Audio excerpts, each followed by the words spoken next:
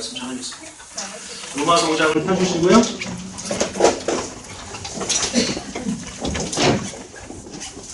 자, 계속해서 사도 바울이 구원에 대해서, 복음에 대해서 우리한테 이야기를 해주고 있는데, 우리는 예수님의 십자가와 부활을 믿음으로 의롭게 된다고 그랬죠. 예수님이 죽으심은 우리의 죄를 해결해 주시기 위해서 죽으셨고, 예수님이 부활하신 것은 우리의 무엇을 위해서 부활하셨다고 그랬습니까? 지난주에 말씀드렸죠. 우리의 의를 위해서 부활하신 거예요. 그래서 예수님이 죄를과 함께 죽으시고 부활하시면서 우리를 의롭게 해주신 겁니다. 그래서 예수님의 부활이 없으면 우리는 의로운 존재가 될 수 없는 그런 상황인데, 예수님의 부활로 우리는 의롭게 됐습니다. 자, 5장 1절 같이 읽겠습니다. 그러므로 우리가 믿음으로 의롭다심을 받았으니 우리 주 예수 그리스도로 말미암아 하나님과 하나님을 믿자. 여기 보면 우리가 믿음으로 의롭다 하심을 얻었다 이런 표현을 하고 있는데, 이것을 신학적 용어로 칭의라고 합니다. 칭의, 좀 어려운 단어일 수 있는데요, 이 정도는 알아두시길 바랍니다. 칭의, 의롭다라고 칭해 주시는 거예요. 그래서 칭의입니다. 자, 우리 죄인인 사람이 구원받아서 하나님 나라에 들어가는 데는 여정이 있습니다. 그것을 우리는 구원의 여정이라고 해요. 우리가 여행 갈 때 어디 들렀다 이렇게 가는 것처럼, 우리가 이 세상에서 우리 본향으로 가는 데는 여정이 있습니다. 단계가 있는데, 여러 단계가 있지만 가장 중요한 세 가지 단계만 말씀을 드리겠습니다. 첫 번째 단계가 칭의고요, 2단계가 성하고, 세 번째가 영화입니다. 영화. 그래서 이해하시기 쉽게 말씀드리면, 학교로 생각하시면 이해가 쉬울 겁니다. 입학을 합니다. 입학을 하고 그 다음에 학습을 하죠. 6년 동안, 초등학교만 생각합시다. 6년 동안 학습을 하고 그 다음에 3단계 졸업을 하게 되는 거죠. 졸업하는 순간 그 다음으로 넘어가게 되는 거죠. 자, 먼저 칭의를 살펴보겠습니다. 칭의는요, 예수님을 믿는 즉시 일어나는 겁니다. 단번에 일어나는 겁니다. 단번에. 시간이 지나면서 칭의가 되는 게 아니에요. 학교로 비교하자면 입학입니다. 그럼 입학은 바로 되는 것이지, 좀 다녀보고 내가 배울 만한 게 되는가 이렇게 해보고 그런 것은 없어요. 물론 뭐 외국에 살다 와가지고 뭐 그런 특별한 상황이 있는데 그렇지만, 일반적인 것은 입학원서 내면 학교에서 받아주면 그냥 학생입니다. 자, 이곳에 예수님을 믿는 분들은 모두 다 이 1단계를 이제 통과하신 그런 분들입니다. 칭의를 얻었다는 얘기는 내가 의인이 됐다라는 말입니다. 자, 의인의 반대말은 죄인이라고 볼 수 있잖아요. 자, 우리는 죄인이었는데 예수님을 믿음으로 말미암아 칭의가 돼서 우리는 더 이상 죄인이 아닌 의인이 되는 것입니다. 자, 이 사실 여러분 믿으셔야 돼요. 좀 받아들이세요. 이 사실을 받아들이기가 어려우신가 봐요. 왜냐하면 이런 질문을 하는 거죠. 목사님, 저는 아직도 죄를 짓고 있습니다. 그럼 제가 죄인이지 왜 의인입니까? 라고 이렇게 말씀을 많이들 하십니다. 자, 다시 학교 비유로 좀 넘어갈게요. 1학년에 입학했다고 해가지고 그 아이가 6년 동안 배울 것을 자동적으로 알게 됩니까? 아닙니다. 모릅니다. 아무것도 몰라요. 유치원 때나 그때나 유치원 졸업하고 나서 그 입학하는 단계 그 한 달 안에 애가 알면 뭐 얼마나 알겠어요. 별 차이가 없단 말입니다. 우리 희원이는 한글도 모르고 이제 초등학교에 들어갔습니다. 요즘 미리 다 배우고 들어가잖아요. 모르고 들어갔어요. 근데 아무것도 몰라도 학교에 입학하는 그 순간 걔는 유치원생이 아니라 학생이에요. 너 한글 몰라? 너 유치원 다시 가. 이게 아니라는 얘기입니다. 마찬가지입니다. 내가 예수님을 믿고 칭의를 얻어서 의인이 되었다고 해서 죄를 하나도 안 짓는 사람이 되는 것은 아닙니다. 그것은 다음 단계입니다. 그냥 하나님께서 우리를 일방적으로 너는 의인이다, 너는 학생이다 이렇게 칭해 주셨다는 것입니다. 그래서 여러분이 예수님의 부활과 십자가를 믿어서 여러분은 다 그것을 믿는 사람들은 의인이 이제 되신 것입니다. 믿으십니까? 네. 여러분 이 사실을 믿으셔야 돼요. 이 1단계가 통과가 안 되면 2단계, 3단계로 갈 수가 없어요. 물론 교회는 다닐 수 있어요. 교회는 쭉 다닐 수 있지만 예수님을 믿지 않으면 1단계가 통과가 안 되기 때문에 성화는 뭐 기대도 안 하는 거고 영화는 꿈도 꿀 수 없는 겁니다. 여러분 이 1단계를 꼭 통과하셔야 돼요. 자, 칭의 다음 단계가 이제 성화인데 성화는 하나님이 우리를 칭의 의롭다고 해주신 우리가 그래서 의인이 된 우리가 하나님을 믿는 사람으로서 죄인의 행동과 말과 생각들을 버리고 이제는 예수님처럼 생각하고 예수님처럼 행동하고 예수님처럼 말하는 사람이 되어져 가는 과정입니다. 그게 바로 성화입니다. 학교로 비유하자면 1학년에서 2학년 올라가고 3학년 올라가고 6학년까지 올라가게 되는 거죠. 이렇게 단계가 올라가면서 학년 올라가면서 아이들이 배우잖아요. 자, 그렇게 배우는 것처럼 우리도 하나님을 알아가게 되는 겁니다. 칭의를 얻게 된 다음부터는 이제 하나님에 대해서 알아가게 되고 하나님의 은혜를 누리면서 하나님의 은혜가 뭔지를 깨닫게 되는 것이고 그리고 우리가 믿는 사람으로서 어떻게 살아가야 되는지 그런 것들을 또 알아가게 되는 거예요. 그래서 성화의 단계에는 하나님을 알아가는 신지식이 반드시 들어가야 됩니다. 그럼 하나님 말씀에 대해서 또 이렇게 관심을 가지시고 공부하고 읽고 묵상하고 그런 것들을 하셔야 돼요. 그것을 안 하시고 그냥 교회만 다니면 이 성화의 단계가 너무너무 느려지게 되는 것입니다. 자, 두 번째로 성화의 단계는 어떻게 되느냐? 죄를 멀리하게 됩니다. 여러분 1학년 때 애들 이렇게 보면 저도 뭐 3명이나 키워봤으니까 알잖아요. 1학년 때 애들 하는 짓 보면 아주 유치합니다. 유치해서 못 봐주겠어요. 그런데 이제 고학년으로 올라가면서 유치한 짓은 안 합니다. 우리 기쁨이가 보기에 저기 키원 이런 애들 되게 유치할 거야. 근데 그때 기쁨이도 그랬거든요. 그러니까 점점 올라가면서는 그런 행동을 안 하는 겁니다. 마찬가지예요. 우리도 그 의인이 되기 전에는 하던 행동들이 있을 거 아닙니까? 세상의 죄악들을 우리가 뭐 즐겨하고 술을 막 이렇게 마신다거나 술집에 가는 횟수 그런 것들이 이제 교회 다니면서 점점 줄어들게 된다거나 또 담배를 피던 사람이 끊게 된다거나 또는 이런저런 사기를 치던 사람들이 이제는 좀 미안해서 그런 거 못하게 된다거나 제가 이번에 교회로 옮기면서 알게 된 게 많은데요. 부동산 하시는 분들이 참 그 사기를 많이 치더라고요. 우리 교회 부동산 하는 사람이 없어서 제가 지금 말씀을 드리는 겁니다. 다 그런 건 아니죠. 다 그런 거 아니에요. 근데 작업이라고 그러대요. 네, 작업을 한대. 그래서 우리한테는 7억에 판다고 그러고 주인한테는 6억 8천에 판다고 그래요. 2천은 누가 먹는 거예요? 자기네들이 또 먹는 그것도 먹고 수수료도 받고 이렇게 한다는 것을 제가 이번에 하면서 들었어요. 그래서 믿을 게 못 된다. 정말 믿을 사람 없다 이런 생각을 많이 했는데 여러분 그렇게 하던 사람들이 이제는 교회를 다녀가지고 이제 그거를 하기가 좀 점점 꺼려지는 거죠. 내가 교회 다니면 이래도 될까? 정직하게 살아야 되겠다. 그렇게 변해져 가는 것이 바로 성화라는 거죠. 자, 세 번째 성화의 단계가 뭐냐면 가치가 변합니다. 가치. 초등학교 1학년 때 우리 애들의 최고의 가치는 딱지였습니다. 딱지. 네. 그 딱지, 우리 옛날에는 종이를 요즘은 플라스틱 딱지거든요. 그걸 그렇게 모아요. 네. 그거 모으겠다고 목숨을 겁니다. 친구끼리 싸우고 이제는 몇 학년, 4학년 올라가니까 이제 거들떠보지도 않아요. 그냥 쓰레기가 돼버렸어요.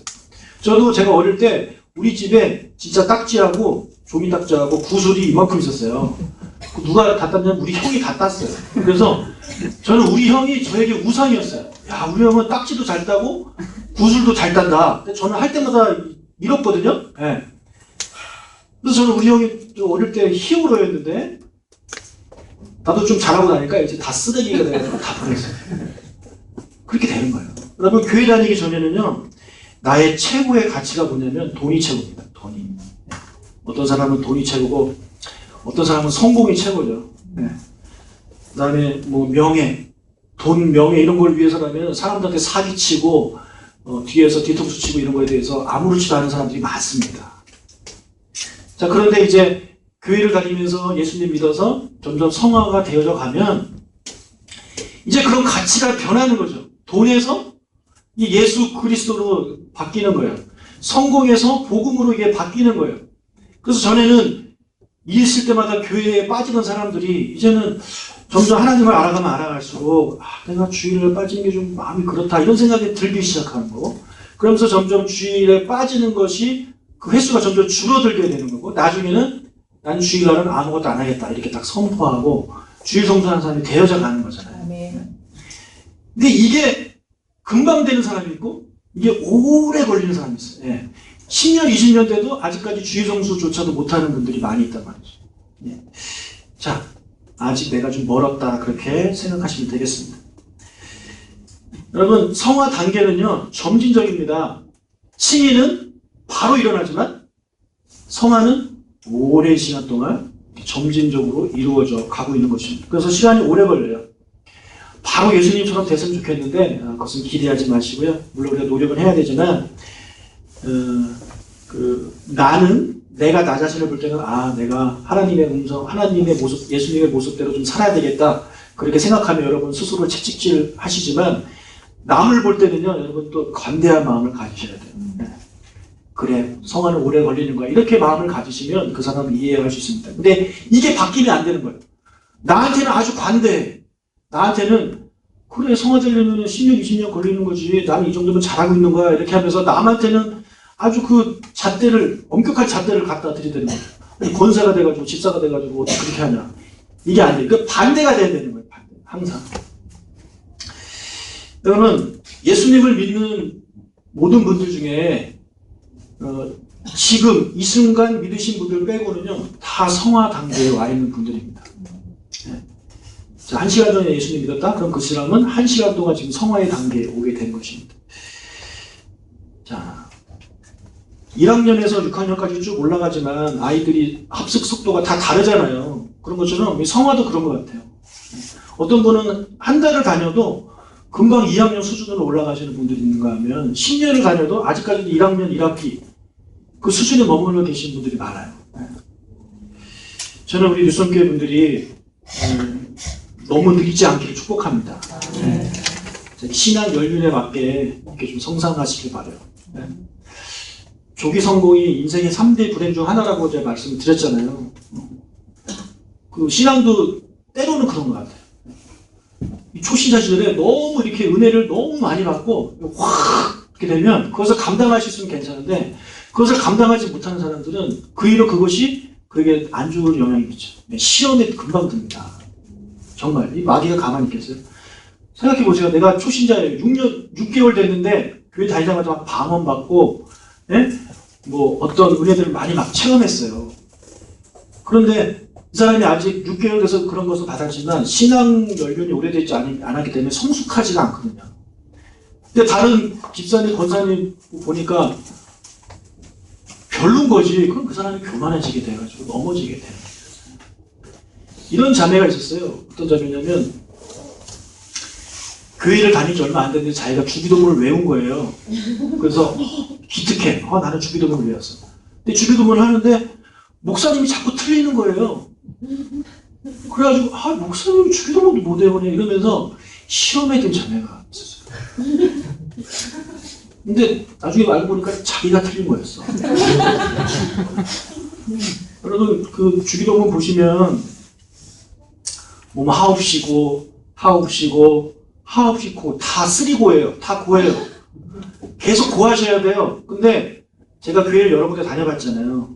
기가 막히게 뭐뭐 하시고 마지막은 뭐뭐 하시며 합니다. 분명해요. 대부분 그렇게 합니다.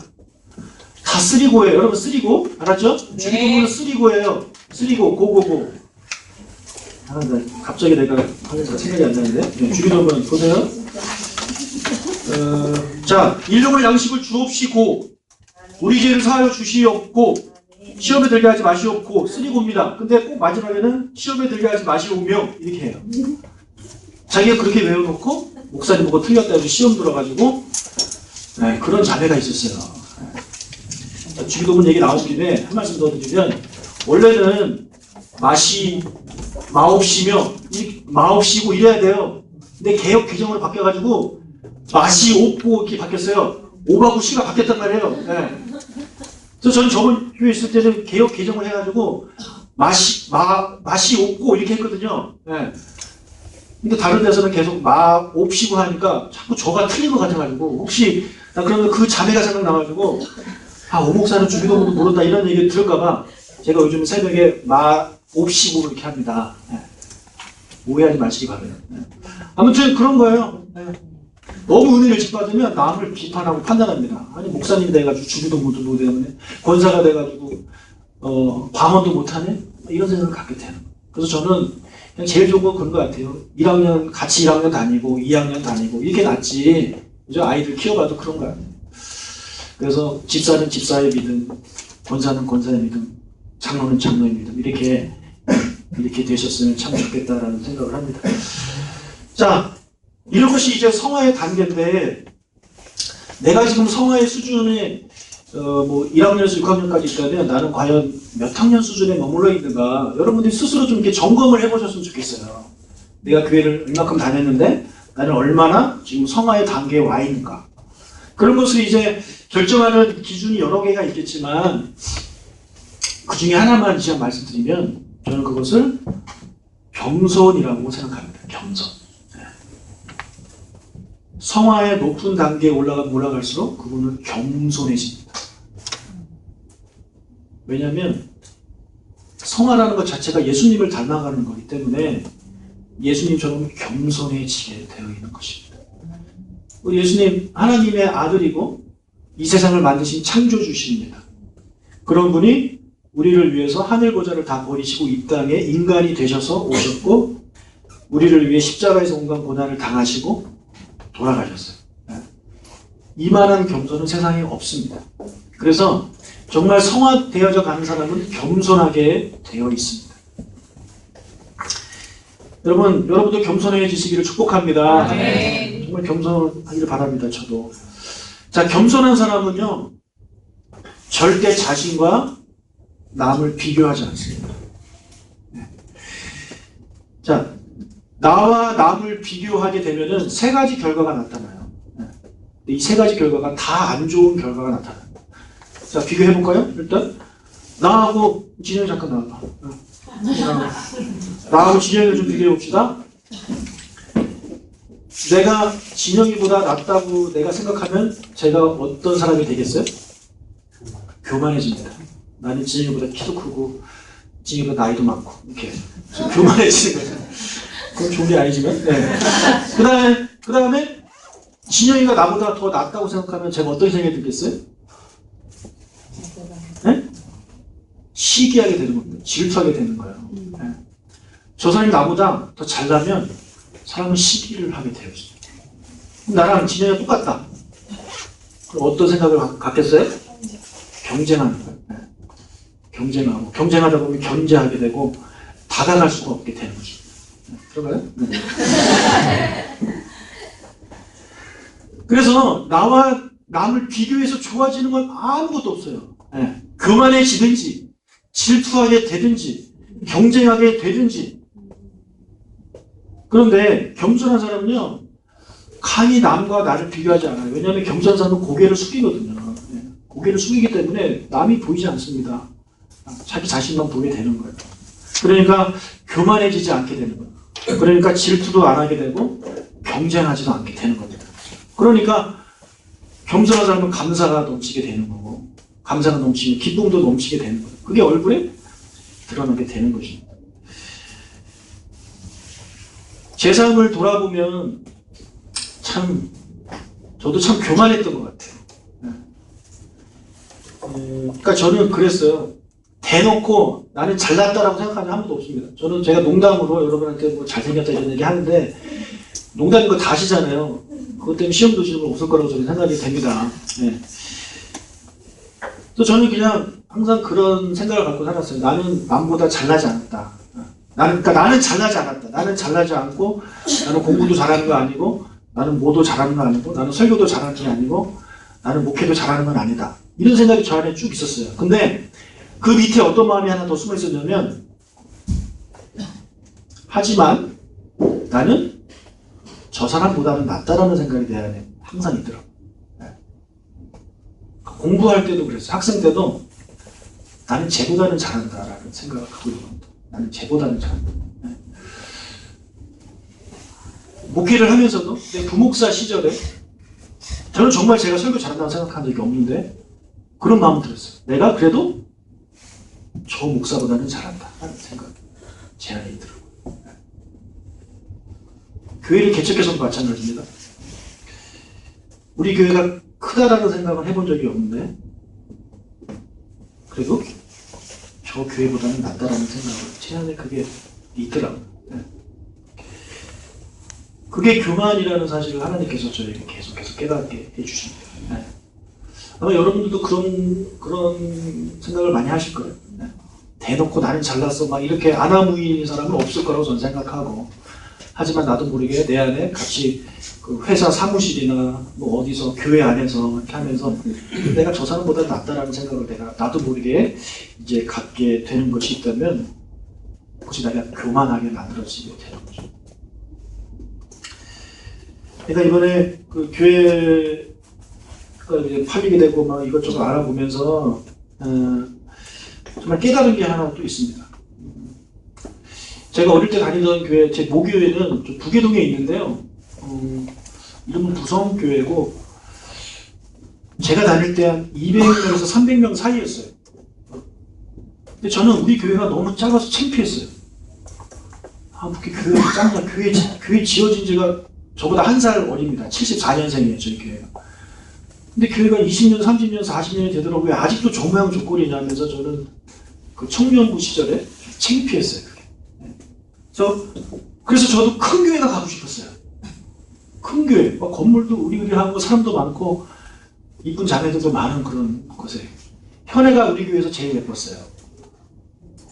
이효린 집사가. 얼마나 우리 교회가 죄송합니다. 그래서 제가 청년부 때 실제로 다른 교회를 갔었단 말이에요. 부평 제일교회를 제가 갔었잖아요. 그게 그런 이유였는데, 그리고 전도사가 된 이후에도 제 모교회는 항상 작은 교회였습니다. 저는 저보다는 큰 교회로 다녔거든요. 자, 그런데 이제 목사가 되면서 그 전에는 그런 생각이 있었어요.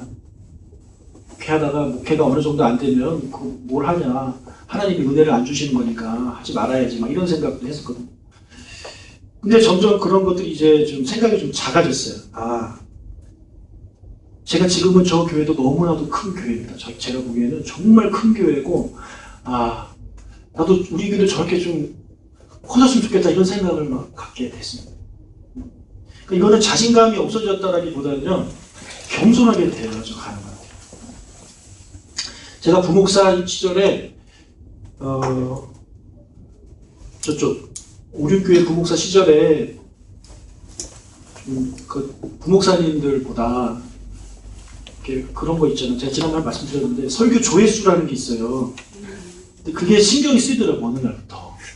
근데 제가 그때 한번 사진도 보여드렸죠. 좀 차이가, 다른 목사 차이가 많이 났어요. 차이가 많이 났다고. 그래서 그거 보면서 아침에 이제 출근해가지고 딱 보면서 기분 딱 좋게 시작하는 거죠. 참 사람이라는 게 참 웃기더라고요. 근데 누가 막 따라오면 저 사람 나보다 별론데 이렇게 점점 조회수가 올라가지, 이런 생각을 갖게 돼요. 아무튼 그런 되게 교만한 시절이 있었는데, 그때 저희 기부 엄마가 저한테 한 말이 있습니다. 여보, 나중에 뭐 그때 개척 생각이 없었으니까 나중에 여러분 당신 뭐 성도가 10,000명 안 되면 목사하지 마, 이런 얘기를 하는 거예요. 우리 아내가 얼마나 교만한지 알겠죠. 그리고 뭐라 그러냐면, 당신이 우리나라에서 3대 설교가 중에 안에 들어야 된다는 거예요, 저한테. 내가 그 얘기를 듣고 내가 기가 막혀가지고, 지금 우리 아내가 아마 자기가 얼마나 교만했는지 지금 깨닫고 있을 텐데, 아무튼 그랬어요. 그래서 저는 내 안에 그런 교만함들이 목사가 되고 신앙이 지나면서도 아직도 내 안에 그런 교만함들이 있구나라는 생각을 계속 하게 되고, 점점 하나님이 그것들을 이제 깨가시는 그런 과정 중에 있습니다. 제 교만을 깨닫게 되니까요, 정말 창피하더라고요. 정말 창피하더라고요. 교만을 깨닫게 되면 정말 창피합니다. 그래서 그걸 알게 된 것은 부끄러운데, 이제 와서 생각을 해보면 하나님이 나한테 이렇게 은혜를 주신 것은 다, 내가 이렇게 된 것은 다 하나님의 은혜다라는 생각을 하게 되는 겁니다. 그러니까 제 안에 그 전에 그런 게 좀 있었던 것 같아요. 그 내가 공부 열심히 했고 내가 뭔가 해서 이렇게 좀 됐다. 제가 지금까지 쭉 자라온 과정을 보면 저는 정말 그 소위 말하는 실패라는 걸 모르고 살았거든요. 제가 제일 힘들었던 게 운전면허 떨어져도 제일 힘들었다고 말씀드렸잖아요. 그때 정말 하늘이 무너진 줄 알았어요. 근데 이제 와서 보니까 내가 잘나서가 아니라 그 교만을 깨닫게 되면 하나님의 은혜임을 깨닫게 돼요. 그러니까 겸손하게 되는 것을 깨닫게 되는 거예요. 사도 바울이 고린도 전서에서 이런 고백을 했는데, 자, 15장 10절을 읽겠습니다. 내게 주신 그의 은혜가 특별하며 내가 모든 사람보다 더 많이 수고하였으나 내가 한 것이 아니요 오직 나와 함께하신 하나님의 은혜로다. 아멘. 예. 사도 바울이 고백합니다. 나의 나된 것은 내가 지금까지 이렇게 선교하고 전도하고 교회를 세우고 복음을 전하고 회심자가 늘어나고 이렇게 되는 것이 다 하나님의 은혜다. 아멘. 전에 교회 처음 이렇게 개척했을 때 성도님들이 막 이렇게 늘어나면서 주변의 목사님들이 막 물어봅니다. 저한테 어떻게 이렇게 교회가 부흥하냐고. 그럼 저는 그때 이렇게 대답을 했거든요. 하나님의 은혜입니다. 하나님의 은혜입니다. 근데 속마음 그게 아니었어요. 그러니까 우리가 말로 그런 말 잘합니다. 하나님의 은혜입니다. 하나님의 은혜입니다. 그런데 정말 정작 내 안에는 뭔가 내가 뭔가 했다라는 그런 생각들이 우리 안에 다 있다라는 것이죠. 사도 바울이 그것이 아니다라고 얘기합니다. 내가 한 것이 아니고 오직 나와 함께 하신 하나님의 은혜다. 그 은혜를 깨닫게 되면 겸손하게 되는 것입니다.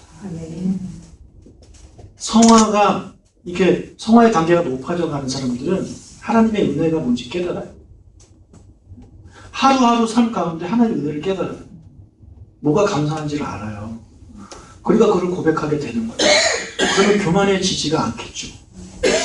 반면에 이 은혜를 모르는 사람들, 내가 내 노력으로 이렇게 하려고 하는 사람들은 하나님의 은혜를 모릅니다. 그러니까 겸손해질 수가 없게 되는 것입니다. 사랑하는 성도님들, 하나님의 은혜를 우리가 날마다 깨달으며 그래서 하나님 앞에서 겸손해지신 여러분 되시길 바랍니다. 정말 겸손해지셔가지고 우리 교회는 그런 이 교만 때문에 일어나는 그런 어려운 일이 없기를 축복합니다. 자, 마지막 단계가 영화입니다. 영화는 학교로 치면 졸업이죠. 이 세상을 떠나서 하나님 나라에 들어가게 되면 우리는 그 순간 영화로운 존재로 확 변합니다. 이것도 단번에 일어나는 거예요. 칭의와 영화는 단번에 일어나는 거예요. 눈 깜빡할 사이에 일어나는 거예요. 그것을 기억하시기 바랍니다. 자, 우리는 이 세상에서 영화롭게 되는 우리를 기대하면서 성화의 단계를 밟게 되는 것입니다. 자, 이렇게 칭의와 성화와 영화의 단계를 통해서 죄인인 우리가 의인이 되어 하나님 나라에 들어가게 되는 것입니다. 자, 이 중에서 첫 번째 단계인 칭의를 하나만 제가 또 살펴보도록 하겠습니다. 아까 우리 5장 1절 읽었지만 다시 한번 읽을까요? 시작. 그러므로 우리가 믿음으로 얻어가신 바였으니 우리 주 예수 그리스도와 말미암아 하나님과 화평을 누리자. 자, 여기 보면 칭의를 받게 되면 예수님으로 말미암아 하나님과 화평을 누리자 이렇게 표현하고 있는데, 그러니까 왠지 이제 누려야 될 것 같은 느낌이 드실 텐데 그렇지 않아요. 오늘 보면 하심을 받았으니까 이게 과거형인데 받았기 때문에 지금 나는 하나님과 평화 관계다. I have peace with God. 나는 지금 평화를 가지고 있다는, 하나님과 지금 나는 평화로운 사이라, 그렇게 말씀하고 있는 것입니다. 여러분, 그 수천 년 동안 사람은 하나님과 화평하지 못했습니다.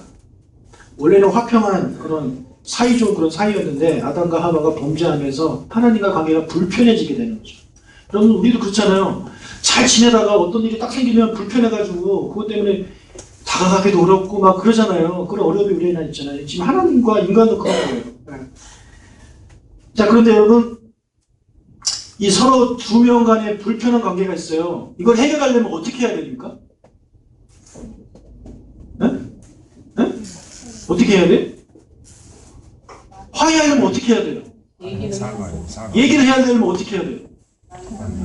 만나려면 어떻게 해야 돼요? 전화를 하면 누가 해야 돼요? 둘 중에 한 명이 해야 되는 거잖아요. 그죠? 둘 중에 한 명이 먼저 손을 내밀어야 되는 거예요. 네, 미안해. 이렇게. 손을 내밀면 이 사람이 받아주면 화해가 되는 거죠. 근데 둘 다 안 내밀고 있으면 화해가 안 됩니다. 둘이 불편한 가운데 손을 내미는 것은 정말 용기 있는 행동입니다. 예, 그런 분들 제가 축복합니다. 자, 그런데 진영이가 잘못했단 말이에요. 나는 잘못한 게 없어요. 그러면은 진영이가 나한테 먼저 손을 내밀어야 되는 거예요. 그죠? 그래서 우리 보통 그렇게 생각하고 기다리잖아요. 저 사람이 잘못했으니까 저 사람이 나한테 화해를 해야지. 내가 왜 먼저 화해를 하냐. 저 사람이 먼저 화해할 때까지 나는 참을 수 없다. 나는 화해 안 한다. 이렇게 생각을 하는 거죠. 근데 이 관계가 불편해가지고 내가 먼저 손을 내밀어요. 진영아, 미안하다. 이렇게. 그럼 더 용기 있는 행동이죠. 네, 그런 분들이 되시길 바랍니다. 네. 자, 그런데 하나님과 인간관계가 이제 불편해졌는데 누구 잘못이에요? 하나님, 아니 인간의 잘못이란 말이에요. 인간이 아담과 하와가 그걸 먹게 되면서 인간의 죄로 말미암아 하나님과 불편해졌어요. 그럼 인간이 먼저 하나님 잘못했습니다 이렇게 막 다가가야 되는데 성경을 보면 안 다가갑니다. 그냥 우리 끝났으니까 다른 데를 찾아보는 거예요. 인간은. 네. 하나님과 관계가 회복해야 되는데 어긋났으니까 제일 쉬운 방법은 다른 사람하고 친해지는 겁니다. 우리도 보통 그렇게 행동하잖아요. 그죠? 내가 이 사람하고 불편하면 이 사람하고 끊어버리고 다른 사람하고 친해지는 겁니다. 인간이 그런 행동을 했단 말이죠. 그래서 하나님이 기다리다가 먼저 손을 내미십니다. 먼저 내미십니다. 성경 구약을 읽어보면 하나님이 끊임없이 손을 내밉니다. 이제 우리 화해하자. 손을 내밉니다. 사람이 안 받아줘요. 잘못하지도 않은 하나님이 먼저 손을 내미는데도 사람들은 안 받아주고 나는 이미 다른 친구가 생겼어. 난 당신 필요 없습니다. 이렇게 반응을 보이고 있는 것입니다. 자, 그러다가 예수님이 이제 하나님의 마지막으로 손을 내미신 게 뭐냐면 예수 그리스도를 우리 보내주신 겁니다. 그게 예수님의 하나님의 마지막 그 손 내심이자 가장 큰 손 내심이죠. 자, 그래서 우리가 하나님과 화해하려면 이제 우리는 무엇을 하면 되냐? 손 내미신 하나님의 손을 내가 잡기만 하면 되는 거예요. 네. 어떻게 하는 게 손을 잡는 겁니까? 하나님의 손을 잡는 거예요? 예, 5장 1절 나온 대로 믿음으로 말미암아. 예수님을 믿기만 하면 그것이 우리가 하나님의 손을 잡는 행동이라는 거예요. 네. 여러분들은 예수님을 믿었기 때문에 하나님의 손을 잡았습니다. 하나님이 잡아서 끌어주신 거예요. 근데 아직도 이것을 믿지 않는 사람